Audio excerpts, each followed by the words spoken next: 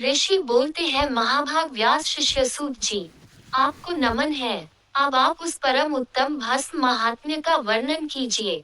भस्म महात्म्य, रुद्राक्ष महात्म्य तथा उत्तम नाम महात्म्य, इन तीनों का परम प्रसन्नतापूर्वक प्रतिपादन कीजिए और हमारे हृदय को आनंदित कीजिए। सूत जी बोलते हैं, महर्षियों, आपने बहुत उत्तम बात पूछी है। ये समस्त लोगों के लिए हितकारक विषय है। जो लोग भगवान शिव की उपासना करते हैं वे धन्य हैं, कृतार्थ हैं, उनका देहधारण सफल है तथा उनके समस्त कुल का उद्धार हो गया। जिनके मुख में भगवान शिव का नाम है, जो अपने मुख से सदाशिव और शिव इत्यादि नामों का उच्चारण करते रहते हैं, पाप उनका उसी तरह स्पर्श नहीं करते जैसे खदिर वृक्ष के अंगार को छूने का साहस कोई भी प्राणी नहीं कर सकते। हे श्री शिव, आपको नमस्कार है। श्री शिवाय नमस्तुभ्यम। ऐसी बात जब मुंह से निकलती है तब वह मुख समस्त पापों का विनाशक पावन तीरथ बन जाता है। जो मनुष्य प्रसन्नता के साथ उस मुख का दर्शन करता है उसे निश्चय ही तीर्थ सेवन जनित फल की प्राप्ति होती है। ब्राह्मणों, शिव का नाम, विभूति, भस्म तथा रुद्राक्ष, ये तीनों त्रिवेणी के समान परम पुण्य में माने गए हैं।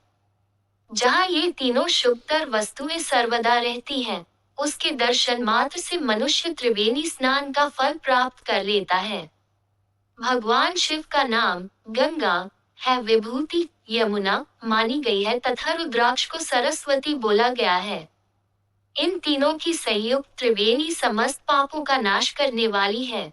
श्रेष्ठ ब्राह्मणों, इन तीनों की महिमा को सद्विलक्षण भगवान महेश्वर के अलावा अन्य कौन भली भांति जानता है। इस ब्रह्मांड में जो कुछ है वह सब कुछ तो केवल महेश्वर ही जानते हैं। विप्रगण, मैं अपनी श्रद्धा भक्ति के अनुसार संक्षेप से भगवान नामों की महिमा का कुछ वर्णन करता हूँ। तुम सभी लोग प्रेम के साथ सुनो। ये नाम महात्म्य समस्त पापों को हर लेने वाला सर्वोत्तम साधन है। शिव इस नाम रूपी दावानल से महान पातक रूपी पर्वत अनायास ही भस्म हो जाता है, ये सत्य है, इसमें संशय नहीं है। शौनिक, पापमूलक जो नाना प्रकार के दुख हैं, वे एकमात्र शिव नाम भगवान नाम से ही नष्ट होने वाले हैं। दूसरे साधनों से संपूर्ण यत्न करने पर भी पूर्णतया नष्ट नहीं होते हैं। जो मनुष्य भूतल पर सदा भगवान शिव के नामों के जप में ही लगा हुआ है वह वेदों का ज्ञाता है, वह पुण्यात्मा है, वह धन्यवाद का पात्र तथा वह विद्वान माना गया है। मुने, जिनका शिव नाम जप में विश्वास है, उनके द्वारा आचरित विभिन्न प्रकार के धर्म तत्काल फल देने के लिए उत्सुक हो जाते हैं। महर्षि, भगवान शिव के नाम से जितने पाप नष्ट होते हैं उतने पाप मनुष्य इस भूतल पर कर नहीं सकते। जो शिव नाम रूपी नौक पर आरूढ़ हो संसार रूपी समुद्र को पार करते हैं, उनके जन्म मरण रूप संसार के मूलभूत वे सारे पाप निश्चय ही नष्ट हो जाते हैं।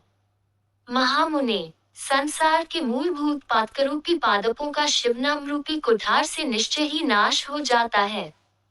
जो पाप रूपी दावानल से पीड़ित हैं, उन्हें शिव नाम रूपी अमृत का पान करना चाहिए।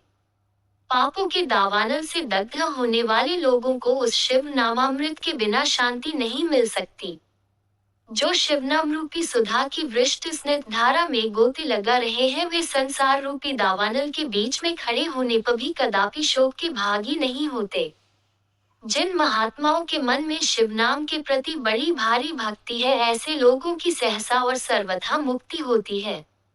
मुनीश्वर, जिसने अनेक जन्मों तक तपस्या की है उसी की शिव नाम के प्रति भक्ति होती है, जो समस्त पापों का नाश करने वाली है।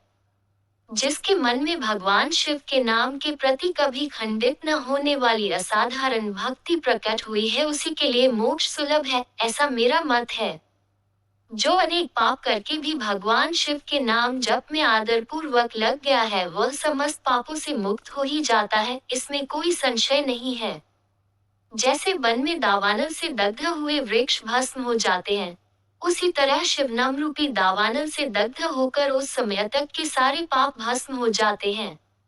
शौनिक, जिसके अंग नित्य भस्म लगाने से पवित्र हो गए हैं एवं जो शिव नाम जप का आदर करने लगा है, वह घोर संसार सागर को भी पार कर ही लेता है। संपूर्ण वेदों का अवलोकन करके पूर्ववर्ती महर्षियों ने यही निश्चित किया है कि भगवान शिव के नाम का जप संसार सागर को पार करने के लिए सर्वोत्तम उपाय है। मुनिव्रो, अधिक कहने से क्या लाभ, मैं शिव नाम के सर्व पापापहारी महात्म्य का एक ही श्लोक में वर्णन करता हूँ। पापाना हन्ने शंभुर नामनी शक्तिर्हि यावती शक्नोति पातकम तावत कर्तुं नापि नर किंचित्।